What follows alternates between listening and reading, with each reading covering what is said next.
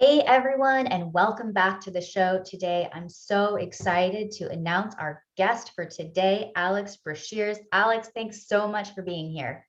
Thank you for having me. I really appreciate it.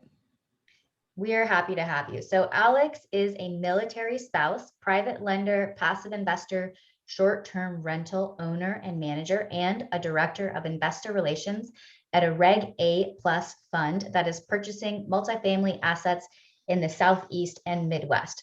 Well, that, Alex, is quite a range of real estate activities that you have gotten yourself into. I'd love to hear what drew you into the space and a little bit about your story and the different asset classes and investment vehicles that you're in. It always sounds like a lot, but to me, it doesn't necessarily feel like a lot. And I think that speaks to because my primary way of investing is passive investing. So that allows me the time freedom to kind of do what I passionately want to get involved in. So a little bit about me. As you mentioned, I'm a military spouse for the last 19 years. My spouse has been in the military for 20 years. We have moved 19 times in that 20-year span. And it's just been, we gotten 2 weeks forewarning we were moving across the country. So it's been a little bit of a chaos. So you think you're going one place, you end up being moved to another. And as someone that has experience investing in real estate knows, it is not really a quick moving asset. It's not like stocks where you're going to go and, purchase something that morning and then, oh, the stock rose, in the last 3 hours. So you're going to turn around and sell it. Real estate tends to be a slow moving asset. It's fairly illiquid. So if you're only going to be living somewhere for 3 months, maybe 6 months, maybe 12 months at a time, that doesn't give you a whole lot of time to kind of dig into what that market is, find the deals, close the deals, if you're going to renovate it, all that renovation process and that renovation time. So I think, it really comes back to what is your lifestyle? What is your requirements as, an investor? And, that even though that laundry looks and sounds relatively unrelated, a lot of those positions are in, complementary roles because I can do those positions in a way that suits my lifestyle and they always meet my goals. Awesome. So, before the show, we were talking a little bit about what people are generally looking for, sometimes looking for when they're getting into real estate, and about, a lot of people want to leave their job. How has that sort of question or just, obviously maybe it doesn't affect you directly, but what has your experience taught you about that? As a military spouses in general had underemployment or unemployment well above the national average, oftentimes 4 to 10 times the national average. So it was always something in my life where I was highly educated, I was smart, but I never lived anywhere long enough to get, what most people would consider a career kind of job. And I always had this desire where I wanted to contribute financially to my household, to my family. I didn't want to just kind of sit around and cook and clean. I thought I was, destined to do more than that with my life. So that really led to, okay, how can I invest? There's got to be a way where I can bring in income to the household that doesn't necessarily require a job. And that led me down the road of real estate investing very early on. And going back to pre-COVID times when you could actually gather in places together, I attended regular RIA meetings wherever we happen to live, and at this particular RIA meeting I met someone that was a private lender or a hard money lender depending on how you look at it. And he found out I was a science major. My normal W-2 job is I'm a chemistry professor. So I was an undergraduate at the time. And he's like, oh, so you must be good with numbers since you're a science major. And I was like, yeah, not too bad. I'm in Calc 3 right now. I can do this. And he's like, well, have you ever thought about, being a lender, working in lending? It's, he kind of explained what the process was. And this was 20 years ago, back before smartphones were a thing. Fax machines were still all the rage. And he explained it to me, and then he said the magic words every college student loves to hear is you can work your own hours. And I was like, yes, that works perfectly because I need to work around my schedule, my class schedule.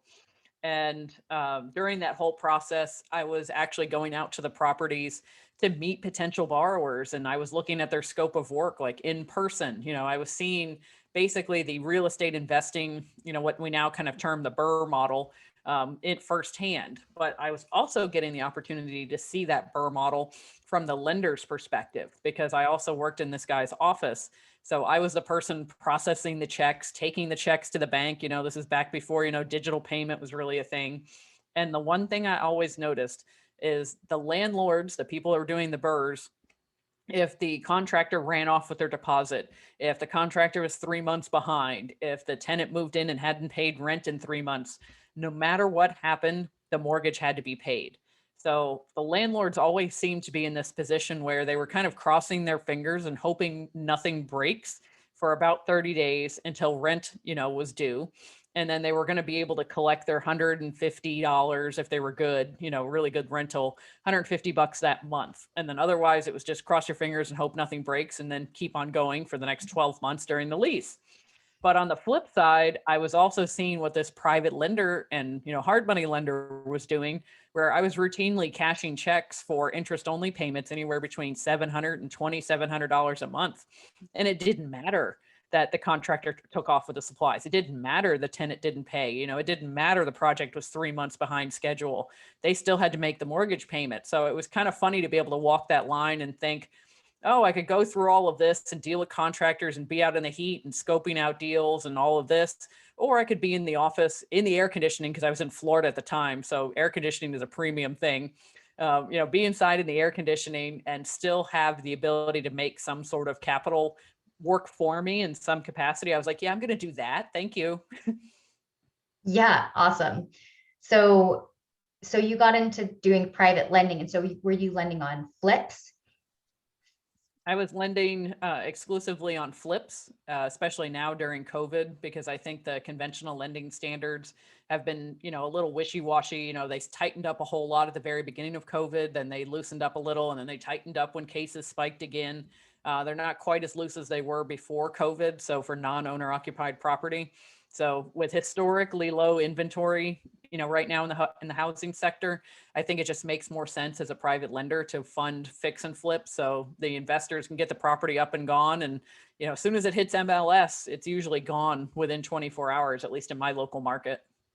For sure. Yeah, that's really awesome. And I just also want to say, Alex, it's like so awesome that you have been able to develop a career while still being able to be a military spouse, and really grow and thrive in your career, even though you're moving around all the time.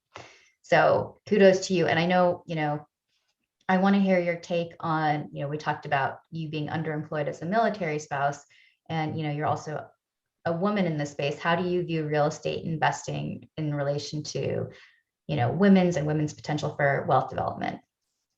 It was kind of funny. I hadn't really had it pointed out to me. I hadn't thought about it until it was pointed out to me that I was the only woman in the room. I was routinely going to these RIA meetings, and I would see, maybe 30% of the room is women, but a lot of the women are not the owners.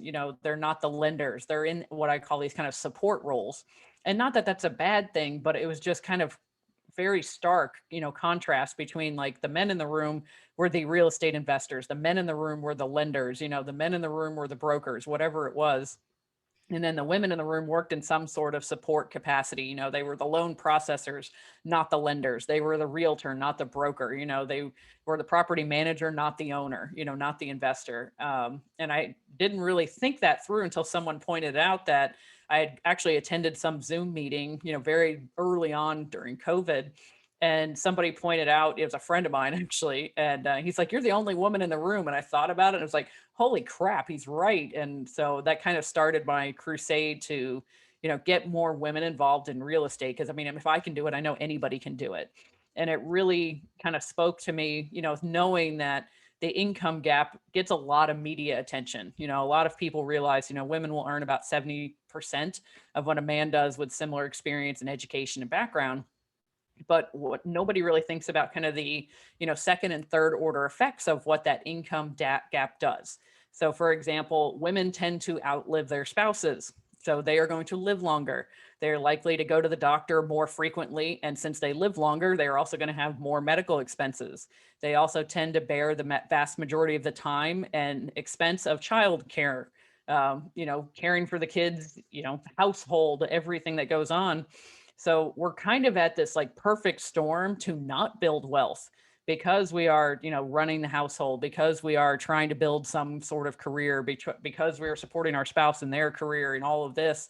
And then on top of that, we are not earning as much income. So we don't have as much disposable income. It really creates this perfect storm for not investing. So what I thought was private lending and passive investing, I think would be something that speaks specifically to women, because you are allowing them a way to invest that isn't adding another tornado to their life. They're not out there having to put bandit signs on the side of the road that said, "We buy ugly houses."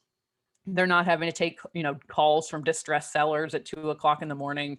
They're not having to deal with contractors not showing up on the job. It's a way to invest and bring in additional capital that isn't going to be, massive amounts of time already added to their busy week.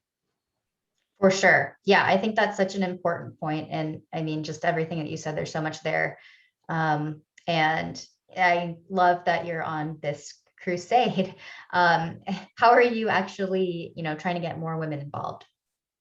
So I started a Facebook group called Private Lending Lessons, and it was not intended, not planned. I was actually out looking for community because I knew I couldn't be the only person investing in this way. And I knew I couldn't be the only woman investing in this way.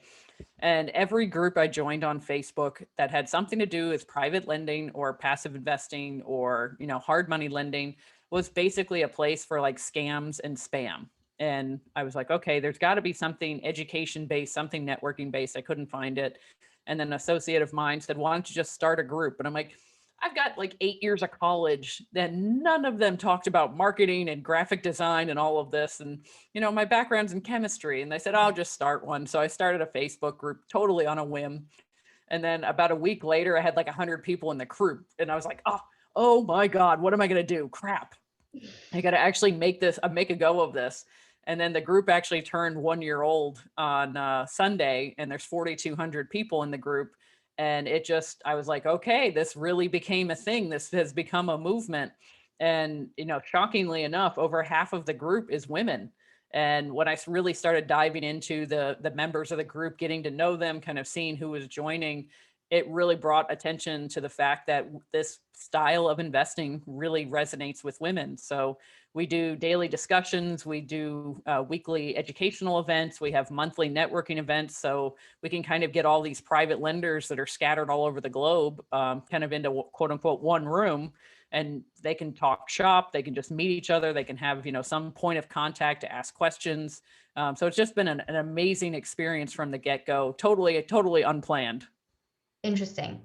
So I want to ask you about that, but before we go back to the group, I want to ask you to circle back on something that you talked about in the beginning, which is, being in the position of the like note holder, and you're going to get paid first as opposed to when you're owning property and you have to pay the bank. Can you just speak a little bit, just for our listeners who are maybe a little bit newer to investing and real estate? Sure. So private lending is basically in a short version, you are pretending to be the bank. So you are providing the money for, let's just say a fix and flip investor to purchase the property. Maybe you're providing funds for the renovation, and then they're making a monthly mortgage payment or whatever you guys have worked out to you as the lender, as if you were the bank. Okay, great. So basically, just to expand on what you're saying, it's so if someone's like a flipper if you've lent money to a flipper, then they're going to pay you before they pay anybody else, because otherwise they're going to lose the property. Right. And so it puts Yes. you in kind of like the power position.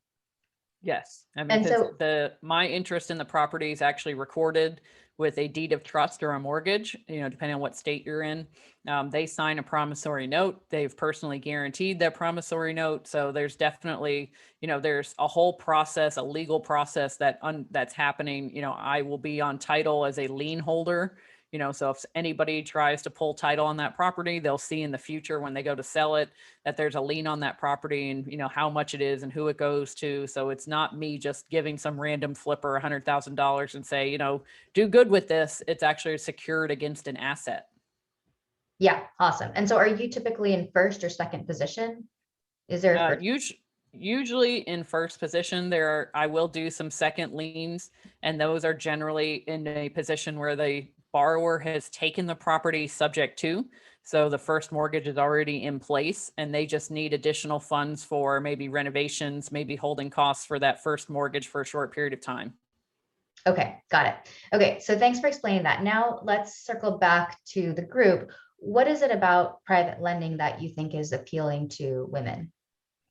It is extremely flexible and not very time intensive. So once you have a good understanding of what the general process is, you are familiar with kind of the lending laws that are going to be applicable to you as a lender, maybe of your state, depending on the type of property that you want to lend on, the types of loans you want to do. It really is just a lot of kind of rinse and repeat. It's analyzing the deals. Does this make sense? Is this after repair value feasible? If they want to sell it, is it a market that it's likely to sell in? Is it in a strong rental market where they're probably not going to get, top retail dollar because it's not a retail, neighborhood. So it's really just once you've kind of learned those skills and honed those skills, you know, somebody can send you over information for a loan and you could be like, okay, within the first couple of minutes, you can kind of get a feel, this is something I want to dive into, or this is something like, no, I'm not interested. And then private lending also tends to be a lot more relationship based. It's not very transactional. So if you found a couple borrowers that you really jive with, that you have a good history with, they always made their payments on time, they always got the money back to you like they were supposed to, you really don't even have to do the underwriting on them anymore. It's just a matter of looking at the property. So kind of as you get further and further along in your experience, the workload actually becomes less and less. Okay, got it. And so it sounds like you're doing passive investing as well as private lending. Can you talk about the differences between those? Like, are you taking profits from your private lending and putting it into passive investments, or how do you view the two as complementary? The two are very complementary because the passive investing side, the way we choose to quote unquote passively invest is as an LP or limited partner in syndications in multifamily property. And we're looking to expand into industrial property. And in that particular position, you are an equity investor. You are, if you want to think about it, you're kind of part owner of that asset. So you will get some of the tax depreciation benefits of ownership. Whereas when you're doing strictly private lending, you're only on the debt side. So there is no, depreciation, tax benefits that go along with private lending because you are not an owner. You are on the debt side of the equation. So I basically kind of use both of them, so I get the debt benefits and the equity benefits, but obviously just in two different assets. Awesome.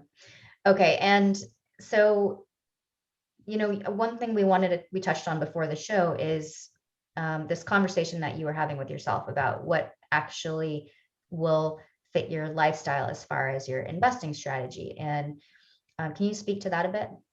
Yes. And so I know one of the popular things right now is to, join a boot camp or a mastermind or some sort of like weekend guru thing. And those aren't bad things. I don't want to disparage them, but there's never a conversation with newer investors that is that style of investing appropriate for you. If you sign up to do a BRRRR boot camp, they're not going to talk you out of doing BRRRRs. They're just going to show you how to do BRRRRs. So I feel like there needs to be a step before that where new investors really sit down with themselves, their partners, their spouse, whatever, and say, this is what I want to do. I need to find a style of investing that kind of checks these boxes for myself. What are my strengths? What are my weaknesses? What is my personality support? If I'm not a very outgoing person, somebody that's going to want to do wholesaling and you're not an outgoing person, it's going to be a very large uphill climb. And also what your lifestyle, like my lifestyle involved the need for a lot of geographical freedom because we get sent across the country sometimes with little forewarning. So obviously me being a fix and flip investor, if I get 2 weeks forewarning, I need to leave the state and I'm kind of midway through a project, that means I'm now remote, working remote project managing, which I don't want to do. I've done it. I don't want to do it. Or I'm going to be a remote landlord, from a couple thousand miles away. And even with a property manager involved, there's still things that I'm going to have to take care of as an owner. And I've done that and don't want to do that ever again either. So I kind of learned that the hard way. It's not that I had this kind of intuition from the very beginning. It's literally something I've learned, the school of hard knocks. I tried it, it didn't work. I tried it, it didn't work. And when you really sit down and think about why it didn't work, it's not that they're bad styles of investing. They just weren't styles of investing that got me to my goals. They weren't complementary to my skill set, and they certainly weren't complementary to my lifestyle. Awesome. Yeah. Well, I think it's so important for all of us to, I mean, it's true there. It's true. It's once you kind of figure out what niche you want to be on, then you can just be all in on that niche. But it's important to kind of keep in mind, is this working with my lifestyle, and try to understand the landscape. And that can actually take quite a bit of time, because if you get in an echo chamber with people who are like really into one thing, then it can seem like that's like the only thing out there. And so yeah, very good, excellent words of advice. Thanks so much, Alex, for coming on the show. I can't wait to see what you guys do next. Would you please take a moment to share with the listeners how they can get in touch with you and anything else you'd like to share? Sure. So the group is on Facebook is Private Lending Lessons. They're welcome to join that. And again, it's purely an educational networking based group. There's nothing to buy. Everything is free. It's just come, ask questions, seek answers and make connections. I'm also on LinkedIn. So my URL is actually invest passively to live actively, because that is the kind of the framework I build my life around. So if I'm presented with opportunities, I see if it fits within my mantra. If it doesn't, then I say no. So that allows me to literally be very cognizant of what I'm choosing to bring into my life. So feel free to reach out either through the group or on LinkedIn. You can send me a message or a connection, and I'm happy to talk to anybody. I mean, it really makes me happy to get more people involved in private lending and passive investing. Awesome. Well, I hope you all take some time to reach out to Alex, find her on LinkedIn, find her Facebook group. Alex, thank you so much for coming on the show, and can't wait to have you on again next time. Thank you. It was great.